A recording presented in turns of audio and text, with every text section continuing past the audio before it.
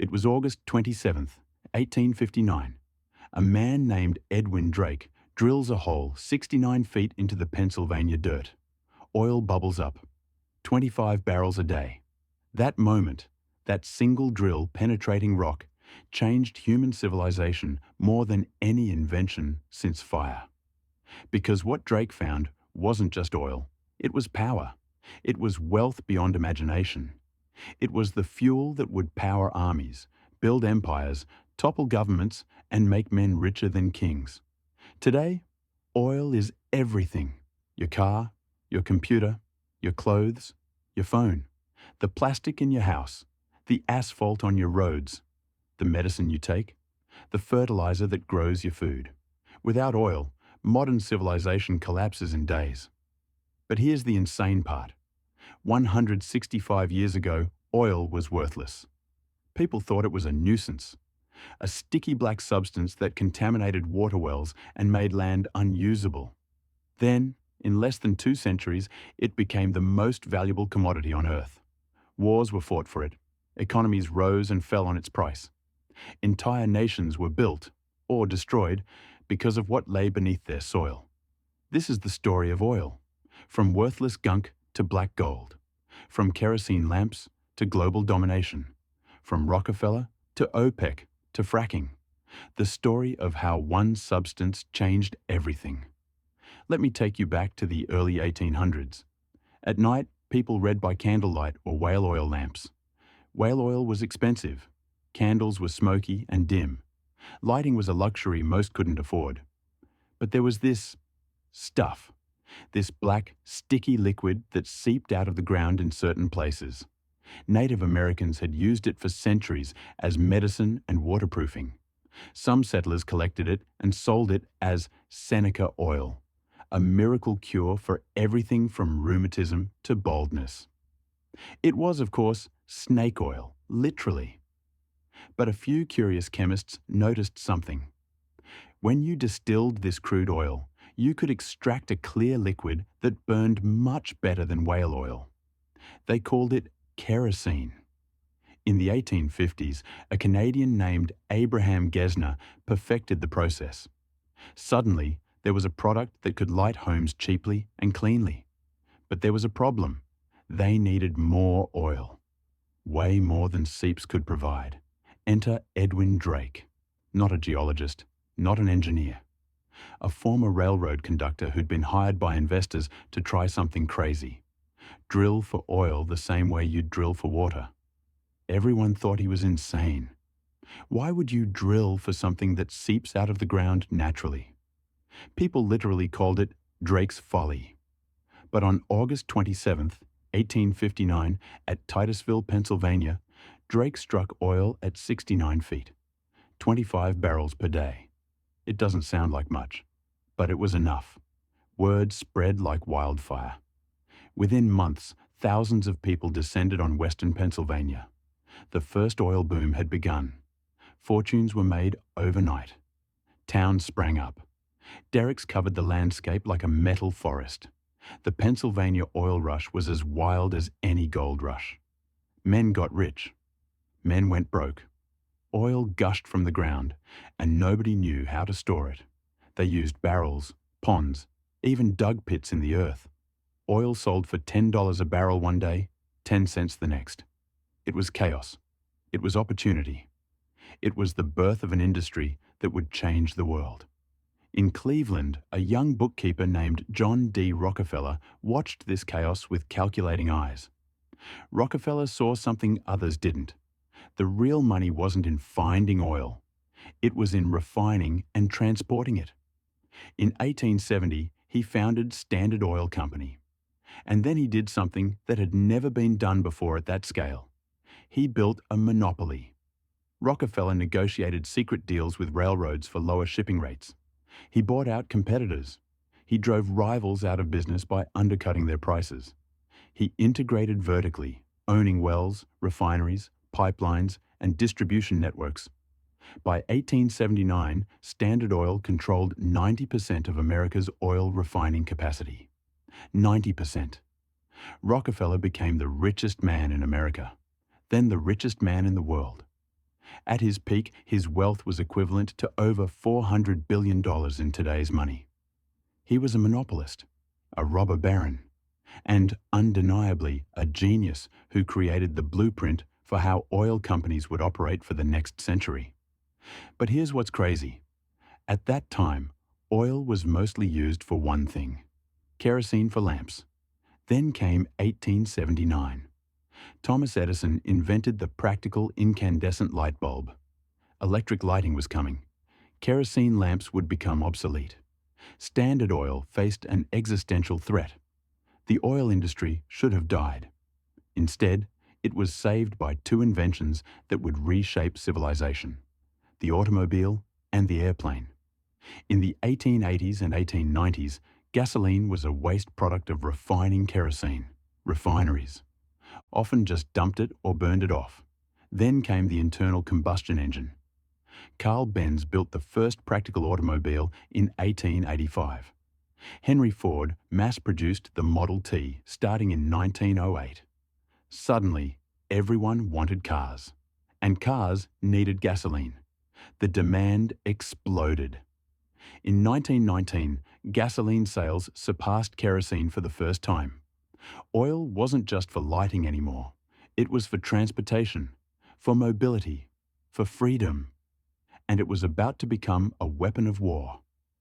World War I proved something terrifying. Oil was now a strategic necessity. Ships ran on oil.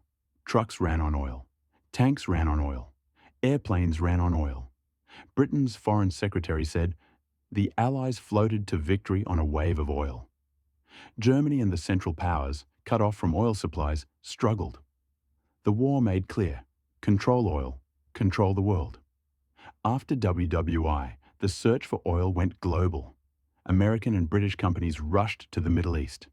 In 1901, a massive gusher at Spindletop, Texas, launched the modern American oil industry. Companies like Gulf Oil and Texaco were born. But the real prize was the Middle East. In 1908, oil was discovered in Persia, modern-day Iran. In 1938, massive reserves were found in Saudi Arabia, including Ghawar, the largest oil field ever discovered. Suddenly, the Middle East, which had been a backwater, became the most strategically important region on Earth. By the 1950s, 7 companies controlled most of the world's oil. Standard Oil of New Jersey, later Exxon. Standard Oil of New York, later Mobil. Standard Oil of California, later Chevron. Texaco Gulf Oil. Royal Dutch Shell. British Petroleum, BP. They were called the Seven Sisters, and they were more powerful than most governments. These companies negotiated directly with kings and presidents. They toppled leaders who didn't cooperate. They controlled pricing, production, and the flow of the world's most valuable commodity. The oil-producing countries? They got a fraction of the profits. The oil belonged to them, but the companies controlled everything. That arrangement worked fine, until it didn't. In 1960, 5 countries, Venezuela, Saudi Arabia, Kuwait, Iraq, and Iran, met in Baghdad. They were furious. Oil prices were falling. Western companies were making billions, while the countries that actually owned the oil got pennies. So they formed OPEC, the Organization of Petroleum Exporting Countries. At first, nobody took them seriously. What were a bunch of developing nations going to do against the might of Western oil companies and governments? They were about to find out. October 6, 1973.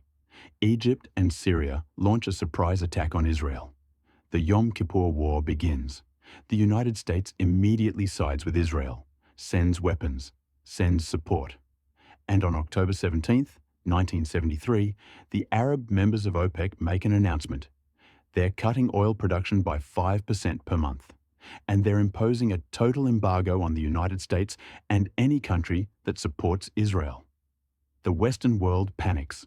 Oil prices don't just rise, they quadruple, from $3 per barrel to $12 per barrel in just 6 months. Gas stations run out of fuel. Cars line up for hours just to fill their tanks. The US government imposes rationing. Speed limits are reduced to 55 miles per hour to save fuel. The American economy, which had grown dependent on cheap, abundant oil, goes into shock. Inflation spikes. Unemployment rises. The stock market crashes. The US enters a recession that lasts years. They called it stagflation, simultaneous stagnation and inflation, something economists said was impossible. But more than the economic damage, the embargo proved something profound. The power had shifted. The oil-producing nations weren't subjects anymore. They were kings. OPEC nations went from poor to obscenely wealthy almost overnight.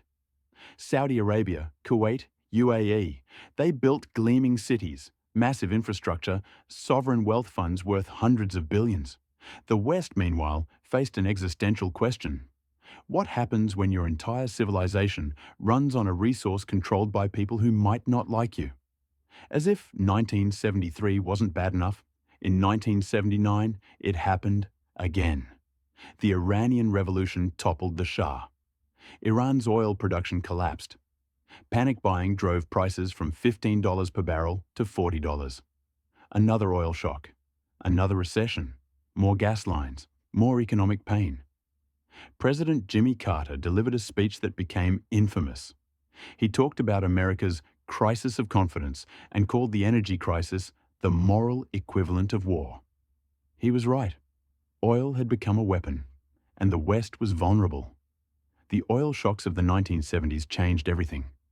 Countries invested heavily in energy efficiency. Cars became more fuel efficient. Buildings were insulated better.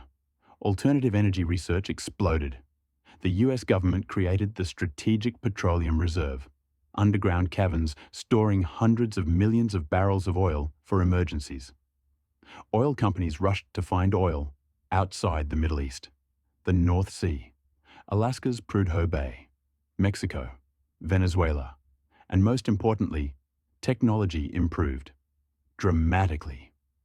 For most of the 20th century, getting oil out of the ground was relatively simple. Drill a well, and the oil flows out under its own pressure. But by the 2000s, the easy oil was running out. Peak oil theorists predicted civilization would collapse as oil production declined. They were wrong. Because of two technologies: horizontal drilling and hydraulic fracturing. Fracking.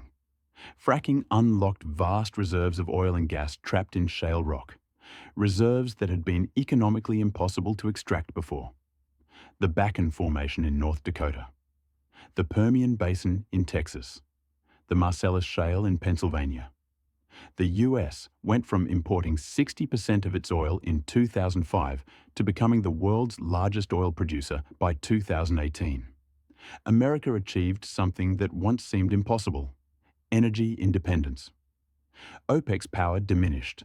Oil prices, which had soared to $147 per barrel in 2008, crashed below $30 by 2016. The fracking boom created fortunes, revitalized American industry, and completely reshaped global geopolitics. But it also sparked massive environmental concerns: water contamination, earthquakes, greenhouse gas emissions.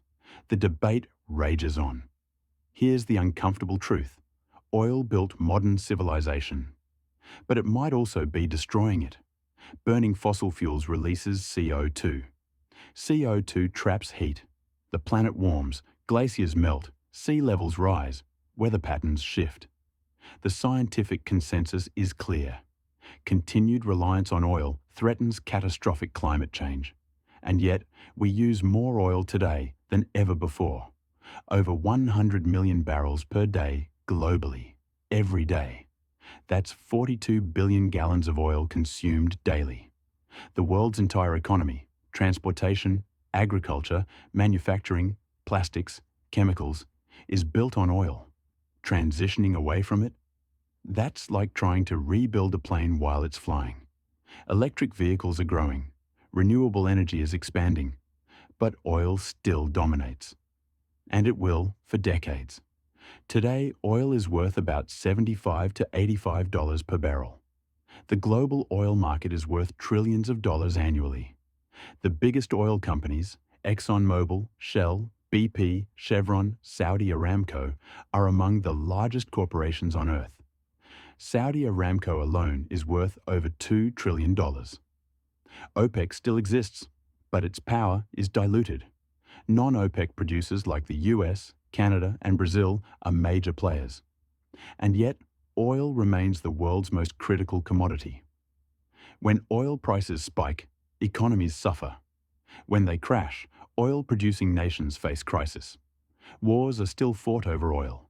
Syria, Libya, Iraq. Venezuela's collapse is partly tied to falling oil prices.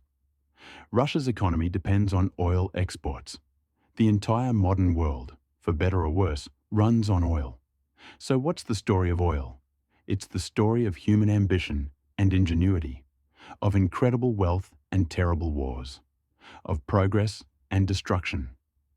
Oil took us from horse and buggy to rockets to the moon, from candlelight to 24/7 electricity, from isolated villages to a globally connected civilization.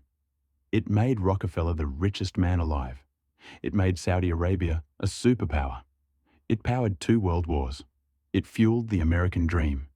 But it also caused pollution, climate change, and conflicts that killed millions. It created dependencies that nations still struggle with. It concentrated power in the hands of whoever controlled the wells. The question that remains. Here's what keeps me up at night. What happens next? Oil is finite. We will run out eventually. Maybe not in our lifetimes, but someday.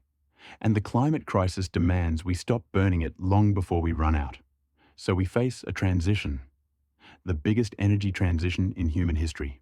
From fossil fuels to something else. Solar, wind, nuclear, hydrogen, fusion. Some technology we haven't invented yet. Nobody knows. But what we do know is this. The transition will reshape global power just like oil did in the 20th century. Countries that master new energy tech will become the new superpowers. Those who don't, they'll be left behind. Love it or hate it, oil changed everything. It built the modern world. It created wealth beyond imagination. It powered progress that previous generations couldn't dream of. But it came at a cost. Environmental damage, political corruption, wars, and instability. Edwin Drake drilled that well in Pennsylvania in 1859. He died poor, never profiting from his discovery. John D. Rockefeller built an empire and became the richest man in history. OPEC nations went from poverty to fabulous wealth in a generation. And ordinary people. We got cars, planes, plastics, and prosperity. But also smog, oil spills, and climate crisis. Oil has been the most important substance of the last 165 years. It might define the next century too, either by its continued use or by our ability to finally move beyond it. One thing's certain, the story of oil isn't over. The next chapter is being written right now. And it will affect every single person on Earth. That's the incredible story of oil, from worthless gunk to the substance that built the modern world. From Drake's first well to OPEC's power, plays to the fracking revolution. If this changed how you think about the gas in your car or the plastic in your phone, hit that like button. This stuff matters, and the algorithm needs to know people care about understanding our world. Subscribe for more deep dives into the industries, commodities, and technologies that shape civilization. Because oil, it's just one piece of a much bigger story. Comment below. Do you think we'll successfully transition away from oil in your lifetime? Or will we still be dependent on fossil fuels 50 years from now? Until next time, stay curious, stay informed, and remember that history is happening right now.